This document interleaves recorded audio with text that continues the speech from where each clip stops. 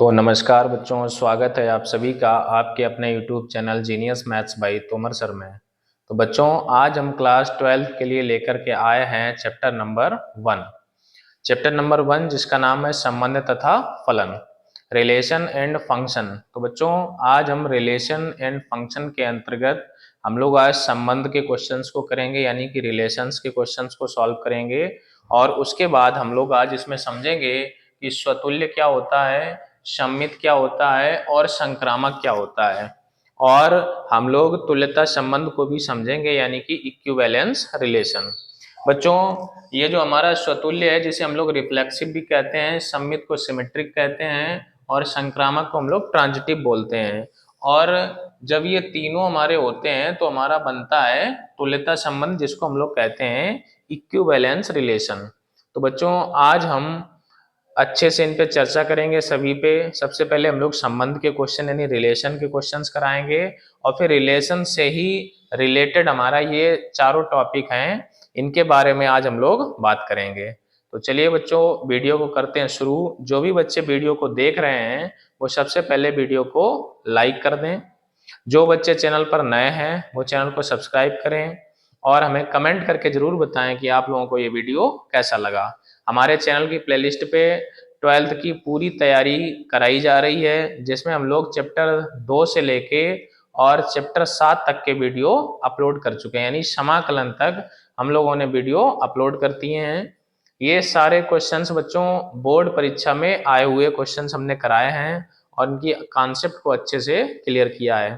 तो अब हम लोग शुरू करेंगे चैप्टर नंबर 1, और चैप्टर नंबर 1 को अभी पूरा हम लोग कंटिन्यू करेंगे। तो आज पहले लेक्चर में इतनी चीजें पढ़ेंगे, इसके बाद अगले लेक्चर में हम लोग एकेकी, आच्छादक यानी कि वन ऑनटू, अंतरक्षेपी फंक्शन यानी कि इनटू फंक्शन, और इसके बाद हम लोग बहु एकेकी यानी मैनी वन।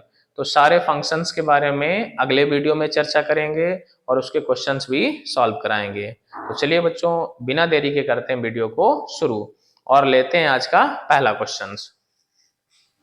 तो बच्चों, हम इसे हटाने जा रहे हैं और आप लोगों ने देख ही लिया होगा कि इन सब के बारे में आज हम लोग चर्चा करेंगे। तो देखते हैं बच्चों, आज का लेते हैं पहला क्वेश्चन।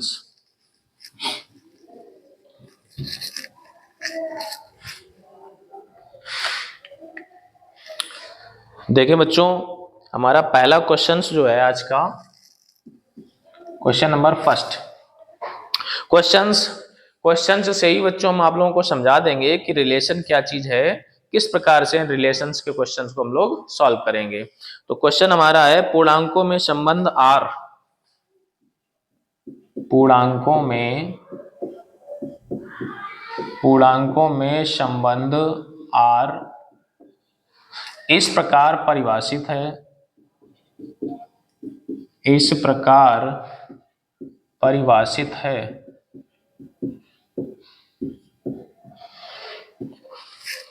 पूर्णांकों संबंध आर इस प्रकार परिभाषित है, बताओ निम्नलिखित में से कौन सा कथन सत्य है। इस प्रकार परिभाषित है तब बताओ निम्नलिखित में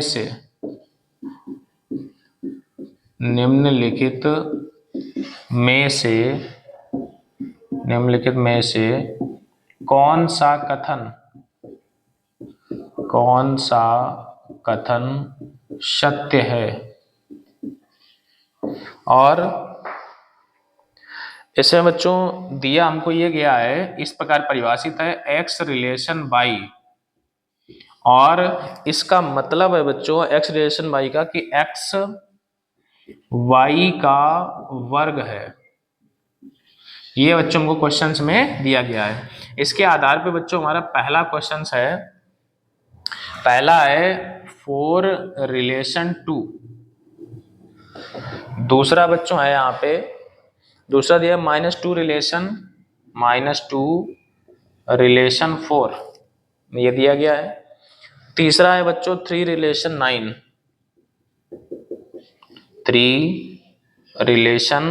9, और चौथा बच्चों दिया गया 9 रिलेशन 3। तो ये बच्चों हमारे क्वेश्चंस हैं। हम लोग देखेंगे और समझेंगे कि कैसे इसे सॉल्व कर सकते हैं। तो बच्चों जैसे हमारा ये दिया गया कि x रिलेशन बाई, इसका मतलब है बच्चों x बाई का वर्ग है। x का मतलब बच्चों ये जो आगे वाला है ये पीछे वाले का वर्ग है, यही तो इसका मतलब है। x बाई का वर्ग है, यानी जो आगे वाली संख्या है वो पीछे वाली संख्या का वर्ग है। अब बच्चों हम लोग देखेंगे इनमें से ऐसा कौन सा है कि जो आगे वाली संख्या है वो पीछे वाली संख्या का वर्ग हो। जैसे देखो बच्चों 2 का वर्ग कितना होता है 4, क्योंकि इसमें बाई का वर्ग यक्स बताया गया, तो इसी कॉन्सेप्ट पे ये 2 का वर्ग बच्चों कितना होगा 4, तो ये कथन हमारा कैसा हो जाएगा सत्य। क्या लिखेंगे, चूंकि 2 का वर्ग 4 है अतः ये कथन हमारा बच्चों कैसा हो जाएगा, ये कथन हो जाएगा सत्य। तो पहला वाला इसी कॉन्सेप्ट पे बच्चों ये क्या हो गया हमारा सत्य हो गया।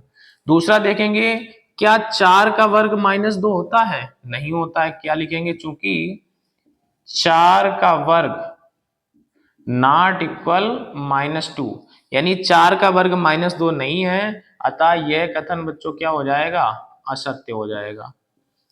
तो दूसरा वाला बच्चों हमारा कैसा हो जाएगा असत्य हो जाएगा।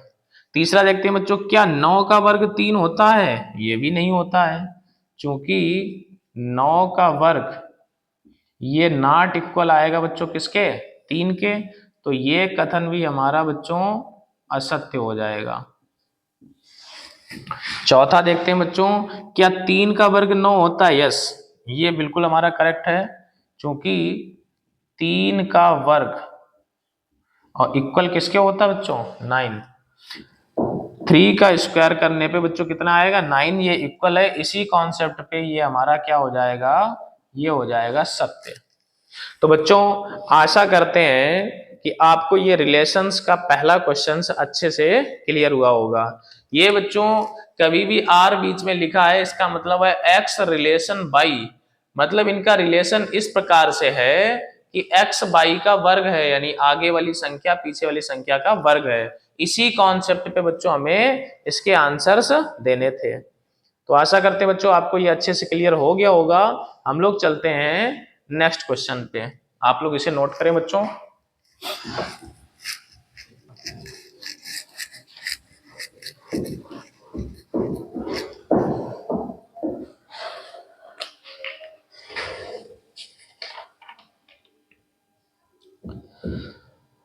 दूसरा बच्चों एक और क्वेश्चन इसी टाइप का दिया गया है। वास्तविक संख्याओं में एक संबंध R इस प्रकार परिभाषित है। वास्तविक संख्याओं में आगे दिया गया है एक संबंध R इस प्रकार परिभाषित है। वास्तविक संख्याओं में एक संबंध R इस प्रकार परिभाषित है। किस प्रकार परिभाषित है, आगे हमको बच्चों दिया गया है x रिलेशन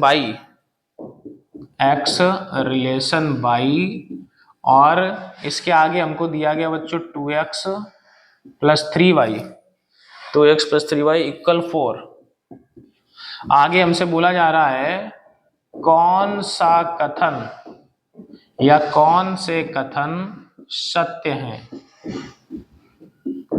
ये भी बच्चों बिल्कुल पहले जैसा ही क्वेश्चंस है, थोड़ी सी कॉन्सेप्ट अलग है, हम लोग इसे ध्यानपूर्वक समझेंगे बच्चों। इसका पहला पार्ट है 0 रिलेशन 1, दूसरा पार्ट है बच्चों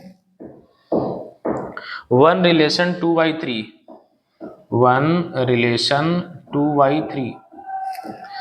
तीसरा बच्चों क्वेश्चन है 2/3 रिलेशन 1, 2/3 रिलेशन 1, और इसका जो फोर्थ है 0 रिलेशन 4/3, 0 रिलेशन 4/3, और इसका फिफ्थ जो है फिफ्थ पार्ट, फिफ्थ है 4/3 रिलेशन 0, 4/3 रिलेशन 0।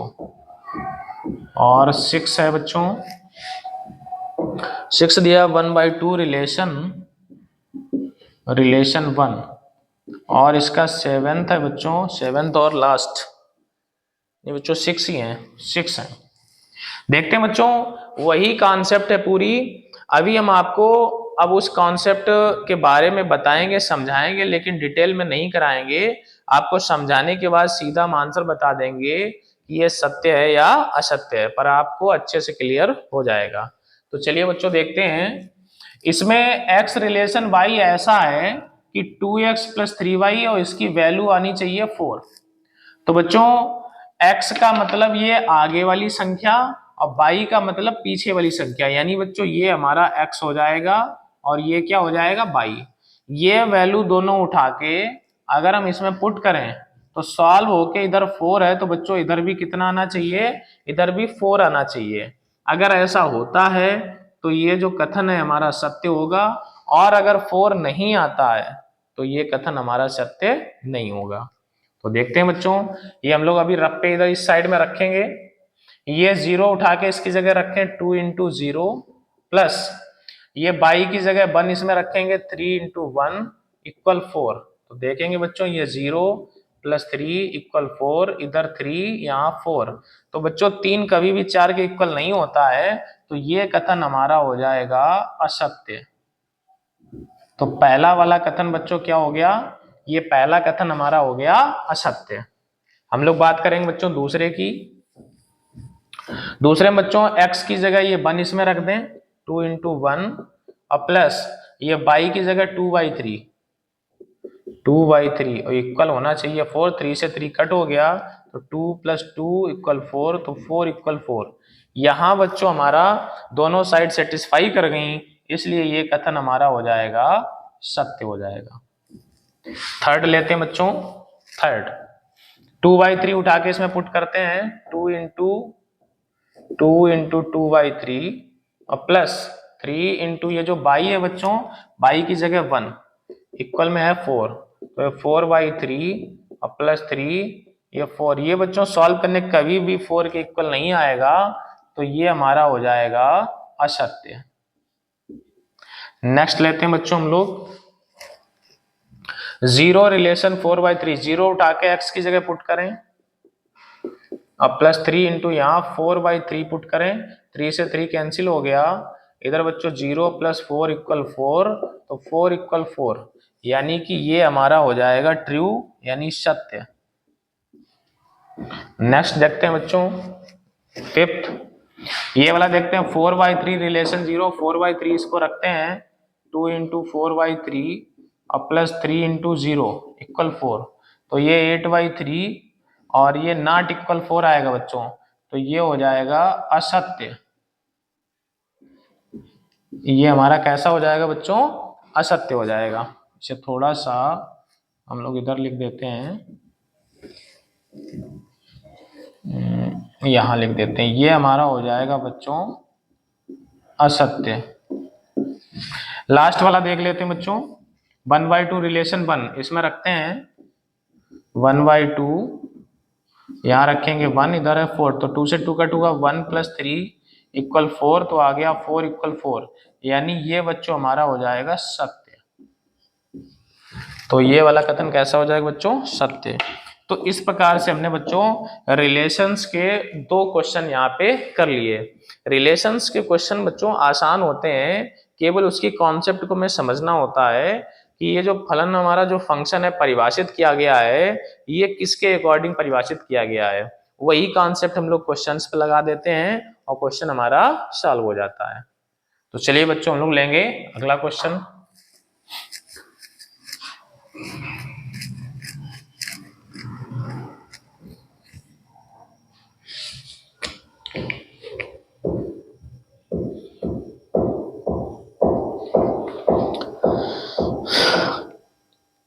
अगला क्वेश्चन बच्चों दिया गया है a = 2 3 4 5 6।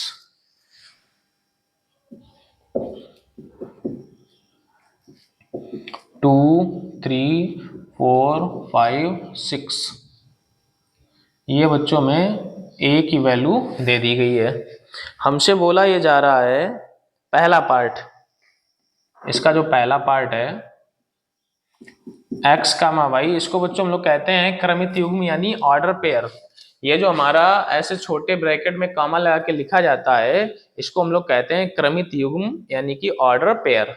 ये दिया गया है, आगे दिया है, ये जो है ये हमारा एलिमेंट है बच्चों a क्रॉस a का। ये x कामा वाई एलिमेंट है a क्रॉस a का, such that x equal y. ये बच्चों में कंडीशन दी गई है, पहला पार्ट है। दूसरा हम लोग देख लेते हैं। दूसरा दिया गया हमें x comma y element a cross a, x comma y, और ये एलिमेंट है बच्चों a क्रॉस a का। आगे दिया है such that x greater than y, condition है बच्चों x ग्रेटर देन y, और कंडीशन दी गई है इसकी x upon y not equal n, capital N। ये बच्चों हमको दिया गया है। एक और पार्ट यहाँ पे देख लेते हैं बच्चों, थर्ड हमको क्या दिया गया है, x comma y element a cross a, x comma y ये एलिमेंट है a क्रॉस a का, a क्रॉस a, और हमसे बताया गया है x y का गुणनखंड है, सच दैट x y का गुणनखंड है, गुणनखंड है। और क्या बताया गया, x y का गुणनखंड है और x not equal y, x not equal y। तो बच्चों हमको इतने रिलेशंस यहाँ पे निकालने हैं। तो हम लोग इसमें एक चीज ये देखेंगे बच्चों कि यहाँ पे हमारा a क्रॉस a सभी में आ रहा है, यानी बच्चों हमें a का a के साथ में क्रॉस करना होगा। लेकिन बच्चों अगर हम लोग a का a के साथ क्रॉस करने बैठ गए तो यहाँ पे हमारे 5 एलिमेंट हैं, तो हमारे टोटल 25 बनेंगे। जैसे पहला बनेगा 2,2, 2,3, 2,4, 2,5, 2,6। फिर हमारा बच्चों 3 का अगर क्रॉस कराएंगे तो 3,2, 3,3, 3,4, 3,5, 3,6। इस प्रकार से ऐसे करते करते 25-30 बनेंगे। तो क्वेश्चंस में ज्यादा समय लग जाएगा, जबकि हमें सभी के क्रॉस करने की आवश्यकता नहीं है। केवल थोड़ी सी कॉन्सेप्ट बच्चों समझेंगे, इसका रिलेशन हमें निकालना है। तो कैसे निकलेगा बच्चों समझें, x कामा y निकालना है, लेकिन ये जो एलिमेंट है a क्रॉस a का होना चाहिए, और कंडीशन ये है कि x और y इक्वल रहे। तो बच्चों अगर इन दोनों को इक्वल रखना है, तो अगर इसका ये 2 है तो 2,2 हो जाएगा, ये x की जगह 2, y की जगह 2, और ये दोनों इक्वल हो गए। ये कंडीशन सेटिस्फाई कर रही है। और ये जो है हमारा ये एलिमेंट a क्रॉस a का ही होगा। फिर बच्चों अगर यहाँ 3 है तो यहाँ 3,3 होना चाहिए, 4 है तो 4,4 आ जाएगा, 5 है तो 5,5, और 6 है तो 6,6। तो इस प्रकार से बच्चों हमारा ये पहला क्वेश्चन सॉल्व हो जाएगा। x कामा वाई ऐसे होने चाहिए कि वो a क्रॉस a के एलिमेंट हो और x इक्वल वाई हो। तो सभी में बच्चों x इक्वल वाई है, और ये सारे के सारे a क्रॉस a के एलिमेंट हैं। दूसरे पे आते हैं बच्चों, इसका रिलेशन हम लोग निकालते हैं। रिलेशन कैसे निकलेगा बच्चों, अब की बार a क्रॉस a के एलिमेंट हो, x y से बड़ा हो, यानी पहला एलिमेंट दूसरे से बड़ा हो, और y का भाग x में देने पे नेचुरल नंबर नहीं आना चाहिए। मतलब नेचुरल नंबर तब नहीं आएगा जब पूरा पूरा भाग नहीं जाएगा। जैसे मान लो लिखा हुआ है ऊपर 5 और नीचे लिखा हुआ 3, तो 3 का भाग 5 में जाएगा नहीं, तो हमारा नेचुरल नंबर नहीं आएगा। तो कैसे लिखना है बच्चों, अगर हम x की वैल्यू बच्चों 2 उठा लें तो y की कोई भी उठाएंगे तो 2 छोटा हो जाएगा, इसलिए हमें x की वैल्यू उठानी चाहिए 3। x की वैल्यू बच्चों अगर 3 उठाएंगे और y की वैल्यू अगर हम 2 उठाएं तो देख लें x हमारा ग्रेटर देन भी है, x ग्रेटर देन भी है, और x बटे y करने पे नेचुरल नंबर नहीं आएगा। फिर बच्चों अगर हम x की वैल्यू उठा लें 4, तो y की अगर हमने 2 उठा ली तब तो ये ऐसे कट ही जाएगा, नेचुरल नंबर आ जाएगा, 2 नहीं, तो हमें बाई की वैल्यू उठानी चाहिए 3। तो देखेंगे ये कंडीशन भी सेटिस्फाई है, 4 3 से बड़ा है, ग्रेटर देन भी है, और ये कंडीशन भी सेटिस्फाई है, इसका भाग देने पे नेचुरल नंबर नहीं आएगा। 4 के साथ अब कोई नहीं आएगा, 5 के साथ बच्चों क्या आ सकता है, 5 के साथ 2 भी आ सकता है, ये x का मान इससे बड़ा भी है और भाग भी नहीं जाएगा। 5 के साथ 3 भी आ सकता है, 5 के साथ 4 भी आ सकता है, क्योंकि बच्चों इन तीनों कंडीशन में x ग्रेटर देन y है और x upon y not equal n है। ये तीनों दोनों कंडीशन सेटिस्फाई हैं। अगर बच्चों हम इसका 6 उठा लें तो 6 के साथ 2 रखेंगे तो कट हो जाएगा, 3 रखेंगे कट हो जाएगा, 6 के साथ 4 आ जाएगा बच्चों, 6 के साथ हमारा क्या आ जाएगा 4, और 6 के साथ बच्चों आ जाएगा हमारा 5। तो इतनी कंडीशन बच्चों हमारी बन सकती हैं इसमें रिलेशन में। ये सारी वो कंडीशन है जिसमें x ग्रेटर देन y है और x upon y not equal कितना है बच्चों, कैपिटल एन यानी नेचुरल नंबर। आशा करते हैं बच्चों आप लोगों को ये अच्छे से क्लियर हो गया होगा। हम लोग चलेंगे थर्ड क्वेश्चन पे। थर्ड बच्चों फिर से वही है, एक राशि होना चाहिए, अब की बार x y का गुणनखंड होना चाहिए, यानी आगे वाला जो है वो पीछे वाले से, आगे वाले का भाग पीछे वाले में चला जाए, यानी उसका फैक्टर हो और इक्वल नहीं होना चाहिए, ये x y की वैल्यू इक्वल नहीं होनी चाहिए। तो कैसे बच्चों होगा देखें,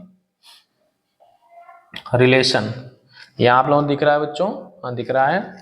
तो x यानी आगे वाली संख्या पीछे वाले गुणनखंड हो, अगर हम x का मान बच्चों 2 ले लें, x का मान 2, तो 2 से बच्चों इसमें कौन सा कट होगा, 2 से 4 कट हो जाएगा और 2 से बच्चों 6 कट हो जाएगा, तो ये 2 इसमें आ गए। अगर बच्चों हमने x की जगह 3 ले लिया तो 3 से कौन कट हो जाएगा, 3 से 6 कट हो जाएगा, 3 कामा 6। अगर बच्चों हमने x की जगह 4 लिया तो 4 से इनमें से कोई भी कट नहीं होगा, 5 लेंगे तो कोई भी कट नहीं होगा, 6 लेंगे तो कोई भी कट नहीं होगा। तो हमारा जो आंसर है बच्चों वो कितना आ जाएगा, 2 कामा 4, 2 कामा 6 और 3 कामा 6। एक बार बच्चों हम लोग आंसर इनके चेक करेंगे, देखते हैं क्या आंसर दिया है। 2 कामा 4, 2 कामा 6 और 3 कामा 6 करेक्ट है। इसमें दिया 3 कामा 2, 4 कामा 3, 5 कामा 2, 5 कामा 3 सही है, 5 कामा 4, 6 कामा 4, 6 कामा 5 ये भी सही है। फर्स्ट वाला बच्चों 2 कामा 2, 3 कामा 3, 4 कामा 4, 5 कामा 5, 6 कामा 6 सारे सही है बच्चों, तो ये करेक्ट है बच्चों। तो आशा करते हैं आपको बच्चों रिलेशंस अच्छे से क्लियर हो रहा होगा। चलिए हम लोग और क्वेश्चंस लेते हैं रिलेशन के, देखते हैं बच्चों। जब आपको अच्छी तरह से बच्चों रिलेशन क्लियर हो जाएगा, फिर आपको स्वतुल्य संबंध यानी रिफ्लेक्सिव रिलेशन, सिमेट्रिक रिलेशन और ट्रांजिटिव रिलेशन अच्छे से समझ में आएगा।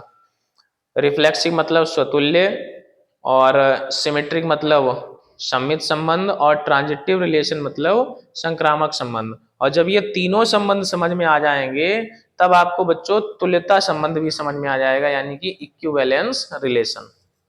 लेते हैं बच्चों आज का क्वेश्चन नंबर 4, देखते हैं क्या है क्वेश्चंस।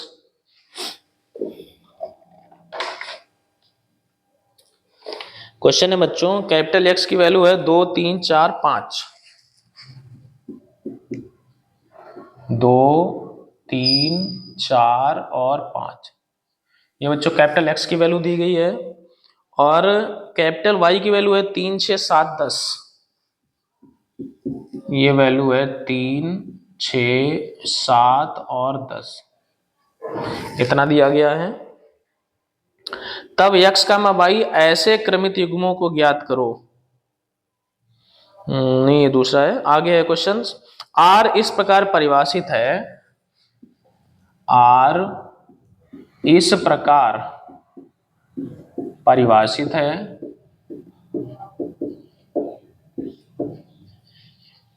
r इस प्रकार परिभाषित है कि x से y विभाज्य है, कि x से y विभाज्य है, x से y विभाज्य है, x एलिमेंट है कैपिटल X का, x एलिमेंट होना चाहिए कैपिटल X का, y एलिमेंट होना चाहिए कैपिटल Y का, और इसमें लिखा है बच्चों तो r ज्ञात करें, r ज्ञात करें। r का मतलब बच्चों रिलेशन ज्ञात करें यानी कि संबंध ज्ञात करें। चलिए बच्चों हम लोग समझेंगे कॉन्सेप्ट को, ये हमारा रिलेशन किस प्रकार से निकलेगा चलिए समझते हैं। आर बच्चों इस प्रकार परिभाषित है कि x से y विभाज्य हो। x का मतलब जो आगे वाली संख्या है उससे पीछे वाली संख्या कट जाए।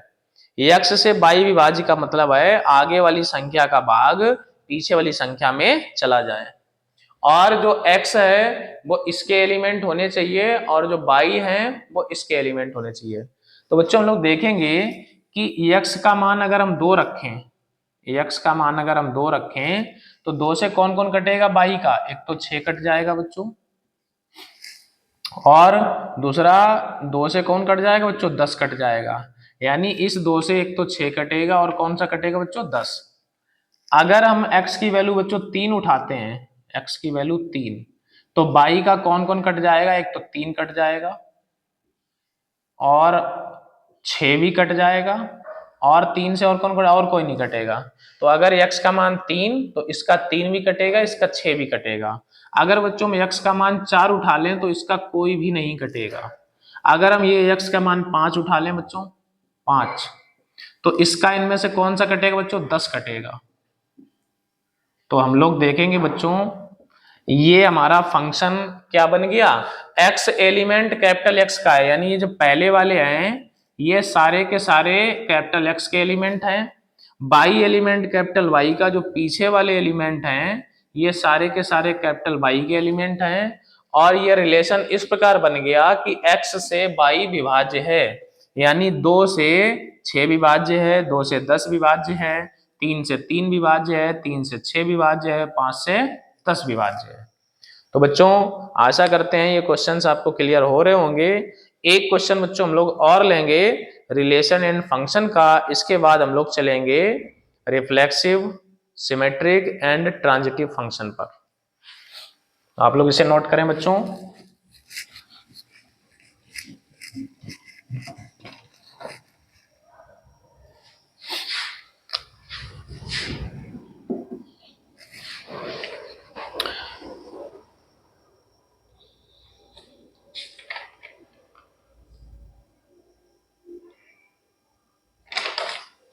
अगला क्वेश्चन है बच्चों x एलिमेंट 2 4 6 8, जो x है बच्चों स्मॉल x, ये एलिमेंट है 2 4 6 और 8, इसका एलिमेंट दिया गया है, और जो बाई है बच्चों वो 1 2 3 4 का है। बाई एलिमेंट है 1 2 3 4,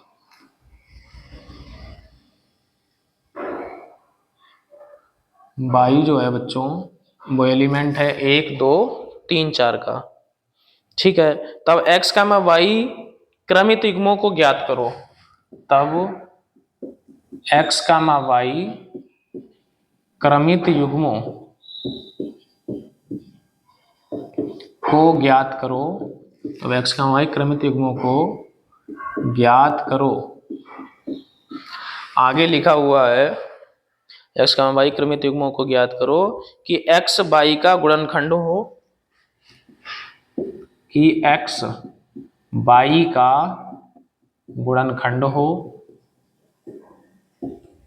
ये कंडीशन तो अभी हम करा ही चुके हैं, साथ ही साथ एक कंडीशन और है इसमें बच्चों की x ग्रेटर देन y तथा x ग्रेटर देन y। मतलब बच्चों यही है, x y का गुणनखंड होने का मतलब यह है कि आगे वाली संख्या से पीछे वाली संख्या कट जाए, और शर्त यह भी है कि आगे वाली संख्या पीछे वाली संख्या से बड़ी हो, यानी x ग्रेटर देन किससे हो बच्चों y से हो। तो चलिए समझते हैं, देखते हैं क्या है इसका रिलेशन। समझेंगे बच्चों, x की जगह ऐसी वैल्यू लेनी है, x की वैल्यू इस प्रकार उठानी है कि वो इस वाले से बड़ी रहे और कट भी जाए। जैसे अगर हम x का मान 2 उठा लें बच्चों, तो 2 से कौन सा कटेगा, इसमें से 2 से 4 कटेगा, लेकिन ये छोटा हो जाएगा। तो बच्चों हम इसका 2 नहीं उठा सकते। क्या करेंगे, इसका अगर हम बच्चों 4 उठा लें, 4, तो इसका बच्चों कौन सा उठा सकते हैं, इसका उठा सकते हैं, अच्छा बड़ा रहना चाहिए। एक सेकेंड, फिर से एक बार पढ़ते हैं।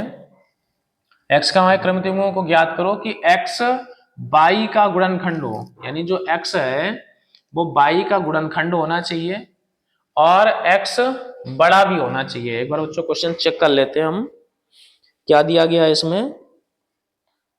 x एलिमेंट 2 4 6 8 सही है, y एलिमेंट 1 2 3 4, तब x y ऐसे क्रमिक युग्मों को ज्ञात करें कि x y का गुणनखंड हो और बड़ा भी होना चाहिए। तो बच्चों इसका मतलब यह है, x y का गुणनखंड का मतलब यह है कि y से x कट जाना चाहिए, y की वैल्यू से x की वैल्यू कट जानी चाहिए। तो ये हमारा जो हो जाएगा x y का गुणनखंड हो जाएगा। लैंग्वेज में लिखा है x y का गुणनखंड हो, सही है। देखते हैं बच्चों, तो अगर हम x का मान यहां से 2 उठा लें, 2, तो इसमें बच्चों क्या होगा, इसका हम 1 उठा सकते हैं, क्योंकि 2 के गुणनखंड में 1 आता है, 1 से हमारा 2 कट जाता है और x की वैल्यू ये जो है ये हमारी बड़ी भी है। अगर बच्चों हम 2 के साथ इसका कोई नहीं उठा सकते, अगर 2 के साथ 2 उठाएंगे तो बराबर हो जाएगा, जबकि हमें ग्रेटर देन चाहिए। तो इसका बच्चों हम 4 लेते हैं, तो 4 के साथ यहाँ क्या आ जाएगा, 1 आ जाएगा। अगर हम इसका 4 लेते हैं तो 4 के साथ इसका 2 आ जाएगा। इन दोनों कंडीशन बच्चों ये इसके गुणनखंड भी हैं और 4 इन दोनों से बड़ा भी है। अगर इसका 6 लेते हैं बच्चों, तो 6 के साथ इसका 1 आएगा, 6 के साथ 2 भी आ जाएगा, 6 के साथ इसका 3 भी आ जाएगा। इन तीनों कंडीशन में बच्चों ये 6 कट भी जाएगा और 6 बड़ा भी है। अगर इसका बच्चों 8 लेंगे तो 8 के साथ 1 भी आ जाएगा, 8 के साथ 2 भी आ जाएगा, 8 के साथ 4 भी आ जाएगा। तो बच्चों ये इतने हमारे रिलेशन बन गए, 1 2 3 4 5 6 7 8 9। चलिए बच्चों हम लोग आंसर एक बार चेक करते हैं। आंसर 2,1 सही है, 2,1 4,1 4,2 6,1 6,2 6,3 8,1 8,2 8,4 बिल्कुल करेक्ट है बच्चों। तो आशा करते हैं बच्चों आपको ये रिलेशन क्लियर हो गया होगा। अब हम लोग चलेंगे बच्चों डोमेन एंड रेंज पर। पहले बच्चों हम लोग पढ़ेंगे डोमेन एंड रेंज के बारे में, फिर हम लोग कोडोमेन के बारे में पढ़ेंगे और फिर हम लोग फंक्शन पे पहुंचेंगे। देखते हैं बच्चों, हटाते हैं इसको।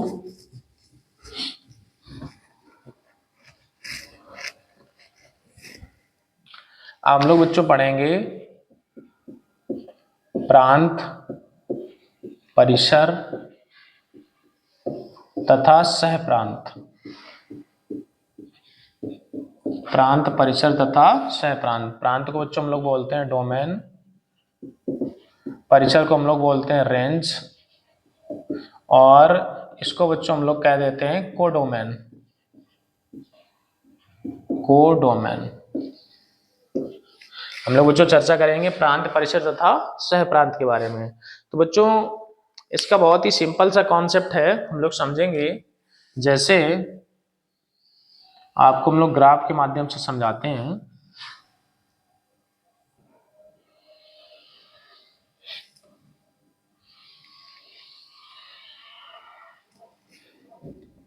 यहां जैसे बच्चों हम लोग लेते हैं कोई भी, यहां पे मान लो हमने 4 पॉइंट ले लिए, ए ले लिया, बी ले लिया, सी ले लिया और डी ले लिया।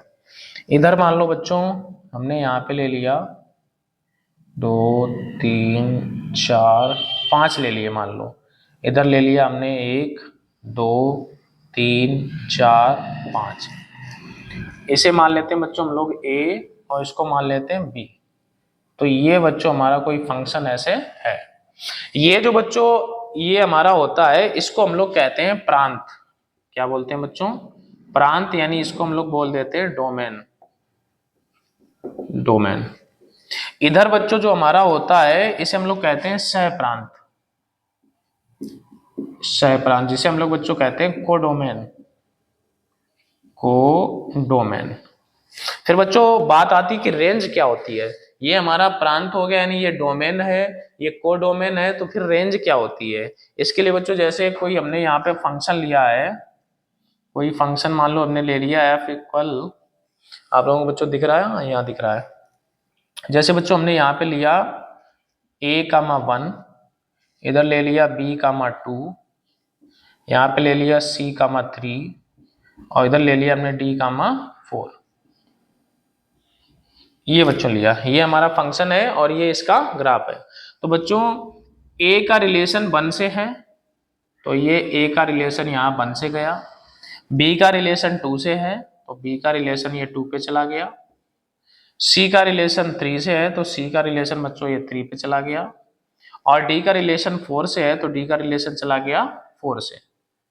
अब बच्चों हम लोग ध्यान से समझेंगे इसमें प्रांत बच्चों क्या होता है। हमारे जो ये फंक्शन के फर्स्ट वाले एलिमेंट हैं ये हमारे कहलाते हैं प्रांत। देखेंगे फर्स्ट वाले कौन कौन है, ए बी सी डी।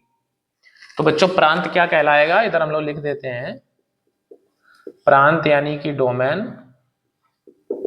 ये बच्चों क्या हो जाएगा, इसके फर्स्ट वाले element A B C D, A B C और डी।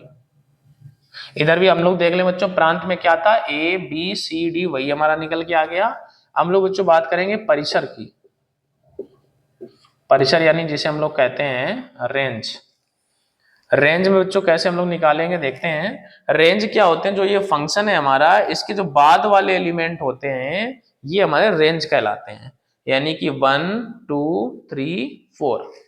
तो बच्चों इसकी रेंज क्या हो जाएगी, 1 2 3 4। ये हमारी क्या हो गई बच्चों, रेंज। अब बच्चों बात आती है कोडोमेन की यानी कि सहप्रांत। तो सहप्रांत क्या होता है, इसके जो टोटल अवयव हैं जिसपे इमेज नहीं भी बन रही है बच्चों ये भी काउंट किया जाएगा, तो ये हमारा कहलाएगा सहप्रांत। जिसका रिलेशन जिसके साथ है तो ये चारों तो कहलाएंगे रेंज, इसके पीछे वाले एलिमेंट हमारे रेंज, इसके आगे वाले एलिमेंट हमारे क्या, डोमेन। और ये टोटल एलिमेंट जितने हैं इस साइड उसको कहते हैं कोडोमेन यानी सहप्रांत। तो बच्चों सहप्रांत हमारा क्या हो जाएगा, सहप्रांत यानी कि कोडोमेन।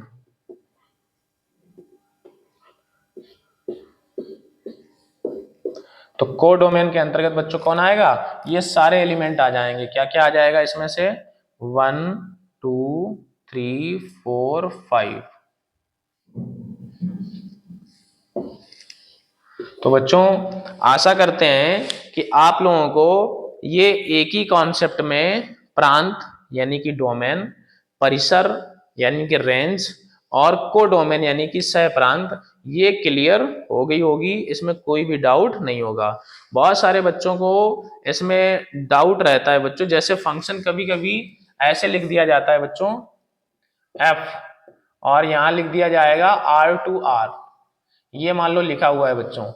इसका मतलब ये होगा कि यह फंक्शन इस प्रकार डिफाइन है कि इसकी डोमेन रियल नंबर है और कोडोमेन भी रियल नंबर है। ये बच्चों जो फर्स्ट में लिखा होता है ये डोमेन होता है और जो सेकंड में लिखा होता है ये कोडोमेन होता है। मतलब डोमेन का मतलब ये वाले एलिमेंट और कोडोमेन का मतलब ये वाले सारे एलिमेंट। तो कभी भी बच्चों इस प्रकार से, यहाँ आपको बच्चों दिख नहीं रहा है, चमक पड़ रही है, यहाँ लिख देते हैं, इस साइड लिख देते हैं। ऐसे अगर आपको दिया है R2R, ये बच्चों, तो ये हमारा फंक्शन इस प्रकार डिफाइन होता है। ये R का मतलब डोमेन और ये एरो लग के जो R बना है ये कोडोमेन। तो कोडोमेन हमारी ये रहती है और ये जो डोमेन है वो ये रहती है। तो आपको बच्चों अच्छे से क्लियर हो गया होगा कि डोमेन क्या होता है, कोडोमेन क्या होता है और रेंज क्या होता है। तो चलिए बच्चों इसके हम लोग एक दो क्वेश्चंस कर लेते हैं, आप लोग इसे नोट कर लें बच्चों अच्छे से।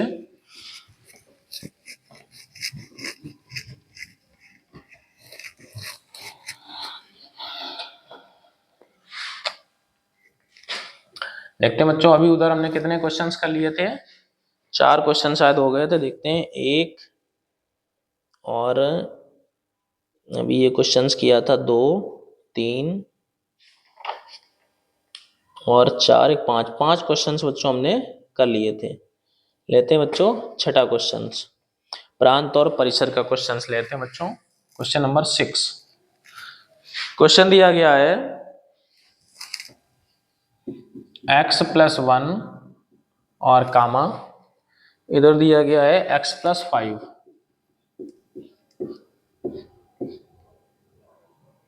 इसको ब्रैकेट यहां से नहीं, ब्रैकेट यहां से बंद होना चाहिए। इतना बच्चों दिया गया है such that x belongs to 2, 4 और आगे दिया है 6, 8, 2, 4, 6, 8। ये बच्चों हमको दिया गया है। हमसे इसके बारे में बच्चों पूछा गया है इसका प्रांत और परिसर ज्ञात करें। क्या बच्चों पूछा गया है? तब प्रांत यानी कि डोमेन तथा परिसर, परिसर जिसे हम लोग कहते हैं रेंज, ये ज्ञात करें। तो बच्चों डोमेन और रेंज ज्ञात करने के लिए हमको रिलेशन की आवश्यकता पड़ती है बच्चों, इसीलिए हमने सबसे पहले आप लोगों को रिलेशन पढ़ाया, फिर इसके बाद हम लोग अभी आ रहे हैं प्रांत और परिसर पे यानी डोमेन और रेंज पर। तो बच्चों हम लोग रिलेशन कैसे निकालेंगे समझते हैं। रिलेशन यहां दिया गया कि x एलिमेंट हमारे बच्चों किसके हैं, x जो है वो एलिमेंट है 2, 4, 6, 8। तो बच्चों ये वैल्यू 2 उठा के इसमें रखो, तो 2, 1, 3 और कामा 2 और 5 कितना हो जाएगा 7। तो जो हमारा पहला ऑर्डर पेयर बनेगा बच्चों वो 3, 7। अब x की जगह बच्चों ये 4 उठा के यहाँ रखो, 4, 1, 5 और यहाँ 4 और 5 9 हो जाएगा। फिर 6 उठा के बच्चों यहाँ रखो तो 6, 1, 7 और 6, 5 11 हो जाएगा। 8 उठा के यहाँ रखो तो 8 और 1 9 और 8 और 5 कितना हो जाएगा बच्चों 13। तो ये बच्चों हमने क्या किया, जो ये कंडीशन दी गई थी इससे हमने रिलेशन यहाँ पे फाइंड कर लिया। रिलेशन निकालने के बाद अब तो बच्चों प्रांत और परिसर निकालना बहुत आसान है। प्रांत यानी डोमेन, डोमेन बच्चों क्या होता है, इसके जो फर्स्ट वाले एलिमेंट हैं यही डोमेन कहलाते हैं। तो क्या क्या है बच्चों, फर्स्ट में 3, 5, 7, 9, 3, 5, 7, 9। तो ये बच्चों इसका डोमेन हो गया। और परिसर की हम लोग बात करते हैं यानी रेंज। रेंज बच्चों इसका क्या हो जाएगा, इससे रिलेशन के जो सेकंड वाले एलिमेंट हैं लास्ट वाले यानी 7, 9, 11, 13। तो 7, 9, 11, 13। तो ये इसका बच्चों क्या हो जाएगा, ये हो जाएगा रेंज। तो आशा करते हैं बच्चों आप लोगों को ये क्वेश्चन अच्छे से क्लियर हुआ होगा। अब बच्चों में एक क्वेश्चन ऐसे लेते हैं जिसमें डोमेन, रेंज, कोडोमेन तीनों चीजें पूछी गई हों, तो आपको फिर अच्छे से क्लियर हो जाएगा। आप लोग इसे नोट करें बच्चों, हम आगे बढ़ेंगे।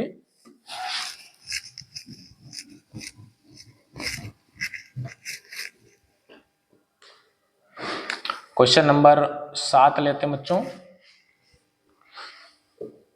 जिसमें तीनों चीजें पूछी गई हो ऐसा क्वेश्चंस लेते हैं।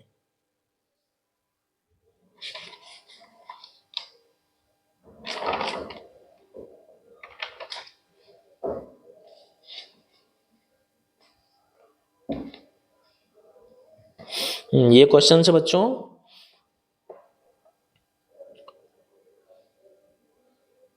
a इक्वल दिया गया बच्चों 1, 2, 3, 4 डॉट डॉट डॉट 14 तक।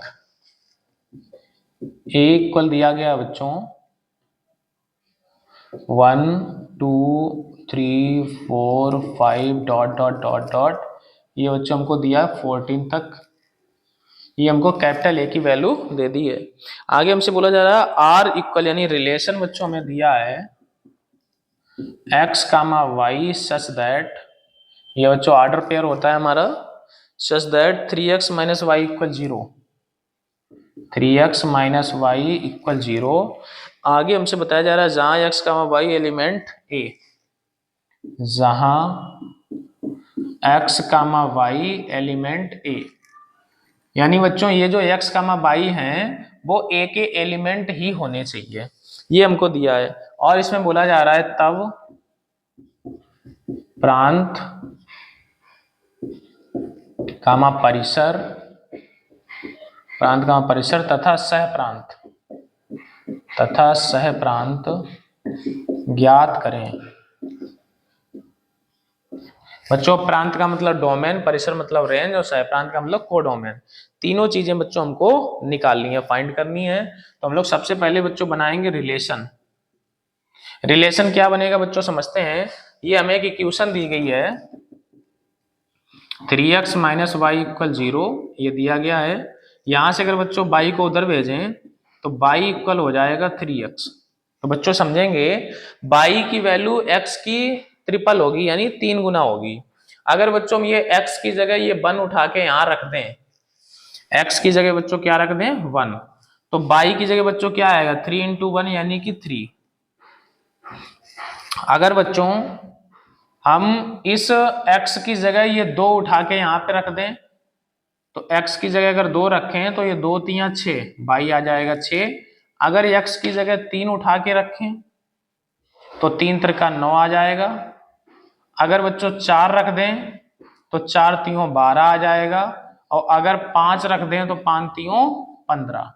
अब बच्चों आप लोग ध्यान से समझना, इसमें हमारा बोला गया था कि x का y एलिमेंट a का होना चाहिए, यानी ये जो x y हैं ये सब के सब a के एलिमेंट होने चाहिए। लेकिन ये जो 15 आया है वो a का एलिमेंट नहीं है। तो बच्चों ये 5 कामा 15 नहीं लिया जाएगा। हम लोग इसको कहां तक रखेंगे 4 कामा 12 तक, क्योंकि 4 हमारा a का एलिमेंट है, 12 भी a का एलिमेंट है। लेकिन जैसे ही 15 आएगा तो 15 a का एलिमेंट नहीं है। तो ये बच्चों हमारा क्या बन गया, रिलेशन बन गया। अब क्या करेंगे बच्चों, रिलेशन बनने के बाद अब हम लोग निकालेंगे प्रांत। तो इसका बच्चों हम चित्र भी बना देते हैं ताकि आप लोगों को अच्छे से क्लियर हो जाए। तो इधर बनाते हैं और इधर इधर बच्चों हमारा प्रांत में क्या क्या है देखेंगे। इधर 1 2 3 4 है, तो यहां लेते हैं 1 2 3 4, 1 2 3 4। तो ये बच्चों हमारा हो गया है, इसे ए मान लेते हैं, इसे मान लेते हैं बी। अब बच्चों ये हमारी कोडोमेन है, कोडोमेन में 1 से लेके 14 तक सारे एलिमेंट रहेंगे बच्चों।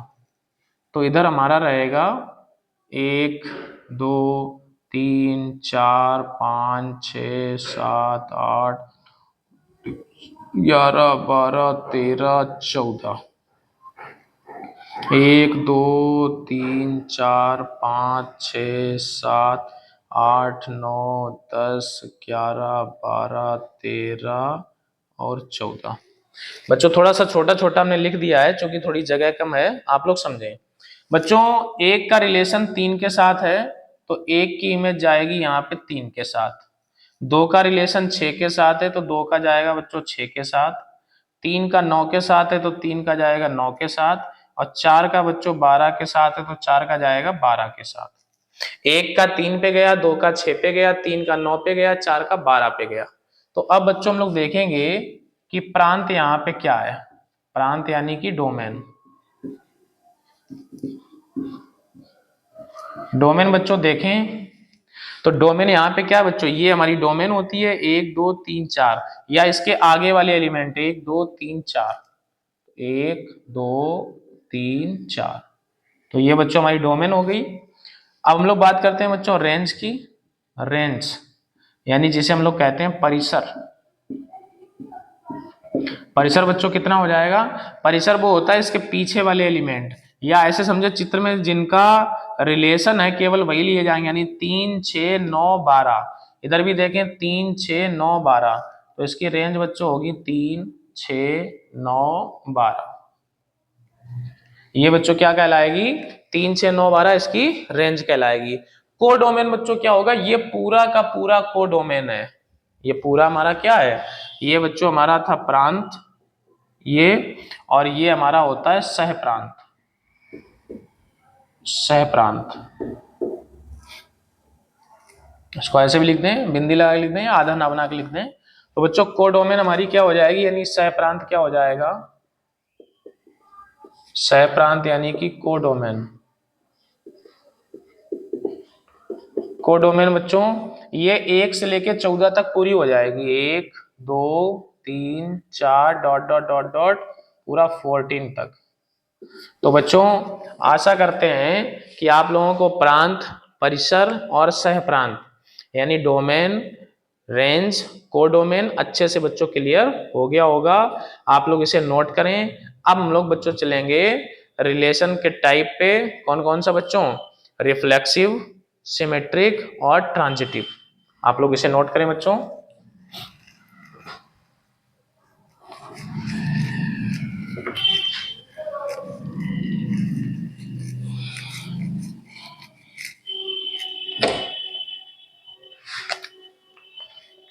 लेते हैं बच्चों हम लोग सबसे पहले यहाँ पे स्वतुल्य संबंध, स्वतुल्य संबंध जिसे बच्चों हम लोग बोलते हैं रिफ्लेक्सिव,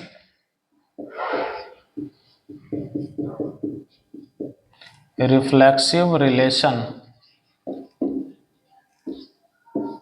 समझेंगे बच्चों क्या होता है स्वतुल्य संबंध, ठीक है। तो स्वतुल्य संबंध के बारे में बच्चों समझें। इसमें स्वयं से रिलेशन देखा जाता है, यानी सेल्फ रिलेशन, स्वयं से संबंध होना चाहिए। जैसे अगर हमारा 1 दिया है तो 1 का रिलेशन 1 से होना चाहिए, 5 दिया है तो 5 का रिलेशन 5 से होना चाहिए। मान लो ये मार्कर दिया है तो मार्कर का रिलेशन स्वयं मार्कर से होना चाहिए। यानी बच्चों इसमें रिफ्लेक्सिव नहीं, स्वतुल्य का मतलब स्वयं, तो सेल्फ रिलेशन इसमें होना चाहिए। तो देखते हैं बच्चों इसकी परिभाषा को हम लोग लिखेंगे, नोट करेंगे और आप लोग इसे याद भी कर लें बच्चों साथ ही साथ। परिभाषा याद रहेगी बच्चों, एग्जाम्पल याद रहेगा तो आप लोग अच्छे से कर लेंगे। जो संबंध x और y में है, यदि वही संबंध, जो संबंध, ये बच्चों किसकी परिभाषा है, स्वतुल्य की परिभाषा है। समुच्चय A पर समुच्चय A पर संबंध R, समुच्चय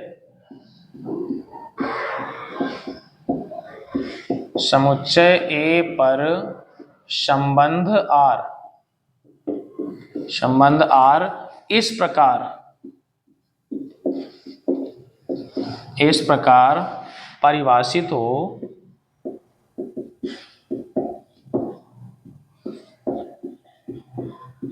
इस प्रकार परिभाषित हो कि A का प्रत्येक अवयव स्वयं से, कि A का प्रत्येक अवयव, कि A का प्रत्येक अवयव स्वयं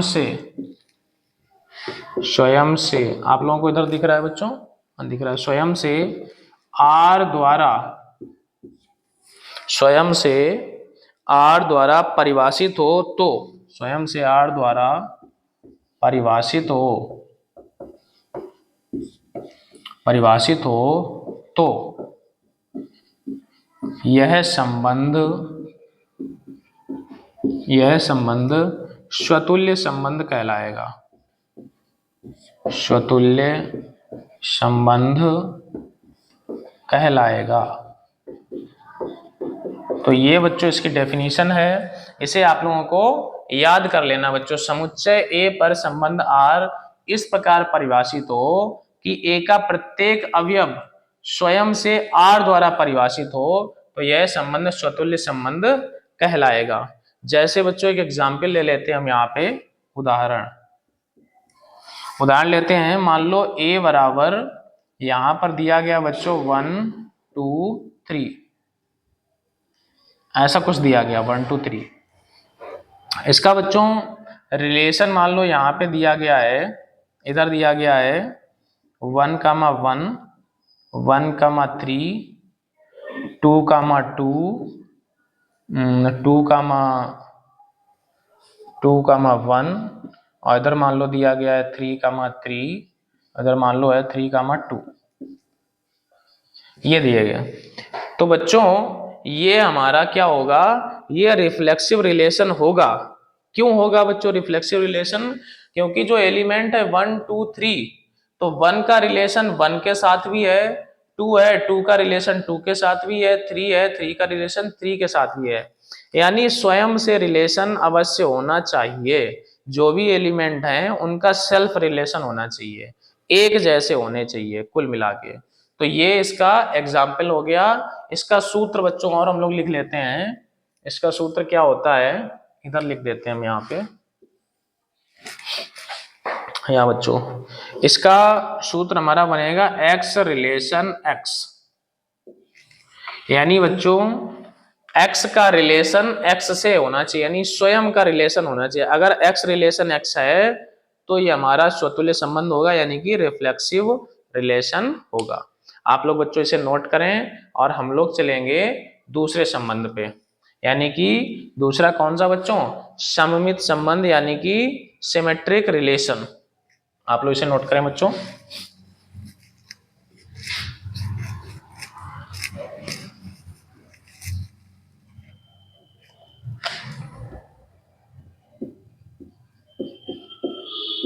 अगला है बच्चों सममित संबंध। सममित संबंध हम लोग बात करेंगे बच्चों सममित संबंध के बारे में। इसे हम लोग सिमेट्रिक बोलते हैं, सिमेट्रिक, SYMM, सिमेट्रिक रिलेशन।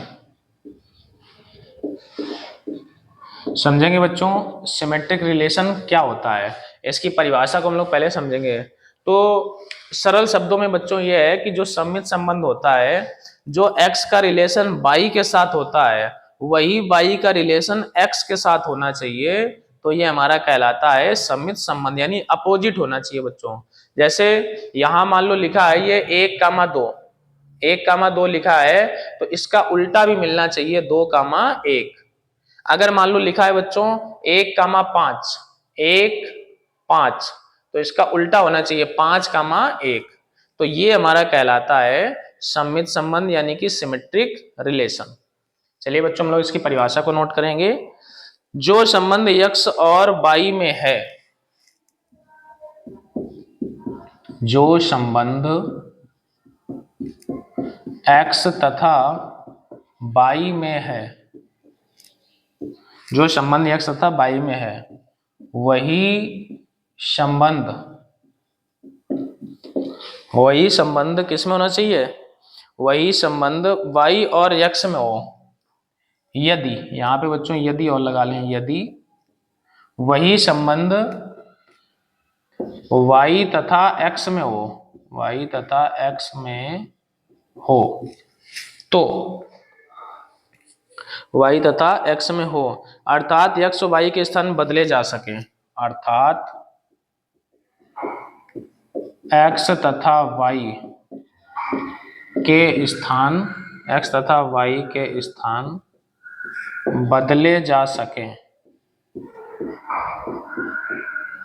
बदले जा सकें, x तथा y के स्थान बदले जा सकें, तो यह संबंध, तो यह संबंध,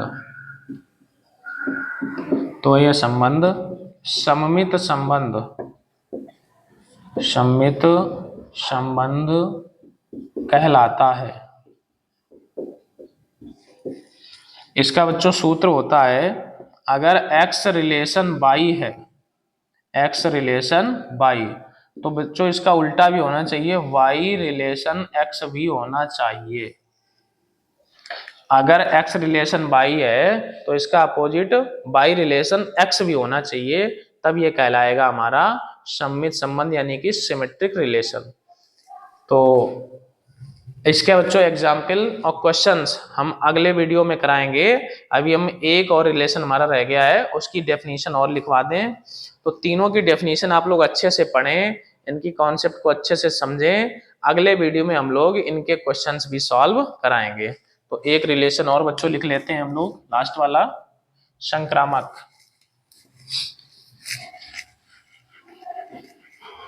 आप लोग इसे नोट करते रहें बच्चों अच्छे से।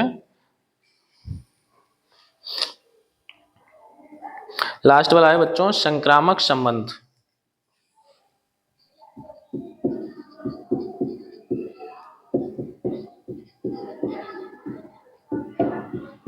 संक्रामक संबंध, इसे हम लोग बच्चों बोलते हैं ट्रांजिटिव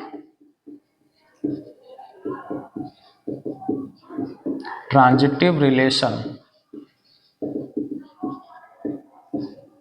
लिखेंगे बच्चों इसकी डेफिनेशन को, इसके बारे में लिखते हैं।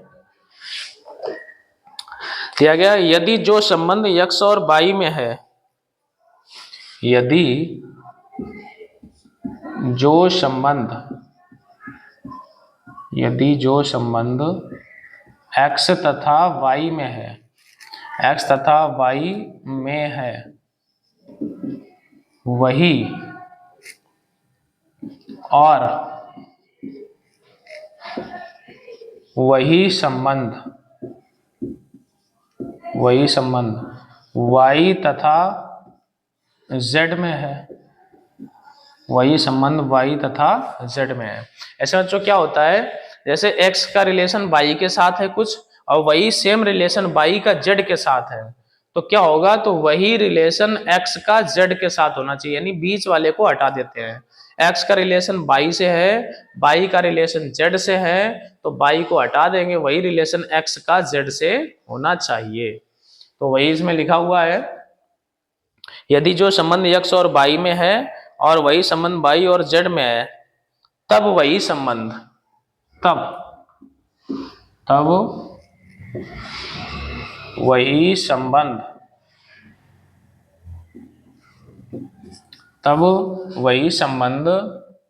x तथा z में होना चाहिए। तब ये बच्चों क्या कहलाएगा, तब ये कहलाएगा संक्रामक संबंध कहलाएगा। इसका बच्चों हम लोग कैसे लिखेंगे, इसका फॉर्मूला x रिलेशन y है मान लो, तथा y रिलेशन z है। x का रिलेशन y से है, यही रिलेशन y का बच्चों किससे है, z से है। तब क्या होना चाहिए बच्चों, तब यही रिलेशन x का z से होना चाहिए, यही रिलेशन x का होना चाहिए z के साथ।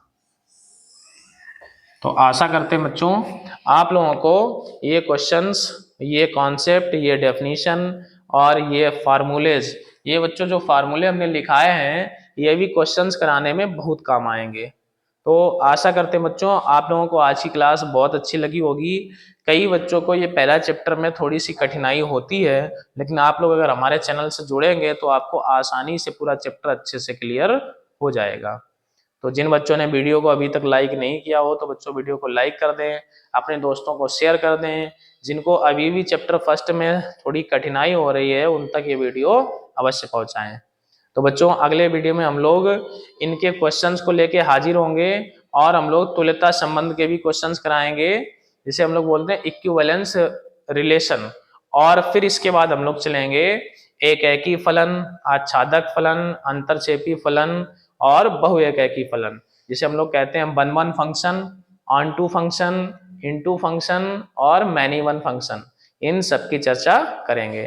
तो आज की क्लास में बच्चों इतना ही रखते हैं। जय हिंद, जय भारत।